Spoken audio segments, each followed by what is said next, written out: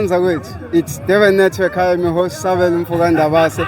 NginoSithandwa Nzuza namhlanje njengoba nginitshelile ukuthi la ukhosini kwi-official handover yemoto kuMafikizolo. Who's the ultimate winner? Sithandwa inini nani khona lapha Khumso Cricket nisifaka onyakeni omusha. Namhlanje nizoshaya istamp sokuthi nayi lento esasiyibangela umsindo ebusuku. Yes. Nginibingelele kwi Durban Network. Yes. Khona njalo nje lokho sasikwenza emoyeni noJatha ngomhla 31 kwathi makushawa u12 sathi happy new year sakhantwa down ilokho futhi nje namanje ebesikwenza live ke bukhoma sesimnikeza umklomelo wakhe uMafizolo njengoba ke sazi ukuthi wawina ingoma eyahlanganisa unyaka ka 2025 ethi uyoncengonyo kusho ukuthini lokho ukuthi umfana omncane kangaka avela afika ashaya unyaka.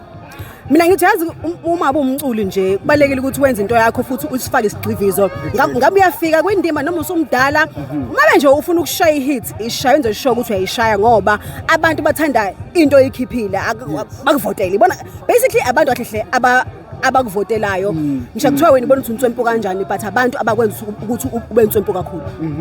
Let's speak about the hype enani nayo on that day.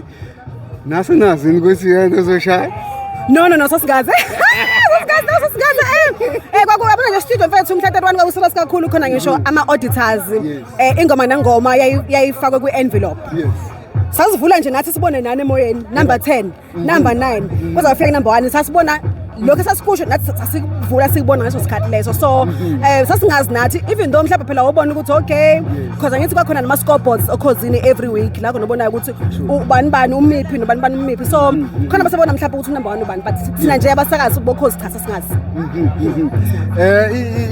Abantu ukuthakasela kwabo le idea yokuhlukanisa unyaka akupheli njalo mangabe kuza isikhathi sengoma yokuhlukanisa unyaka bahlale benalento ukuthi ayize phela top 10 ayize kusho ukuthini lokho for Ukhozi FM. Phela izivele Ukhozi uyisikhodla khondla kusukela eminyakeni angaze mingake 65 years actually silokhu nje siqhubeka kanje yabo from radio Bantu radio Zulu to Ukhozi FM namanje sisakhona futhi asiyindawo sohleli sikhona abanye abathule please bathule fine. Siyabonga isikhathi sakho. Siyabonga, thank you.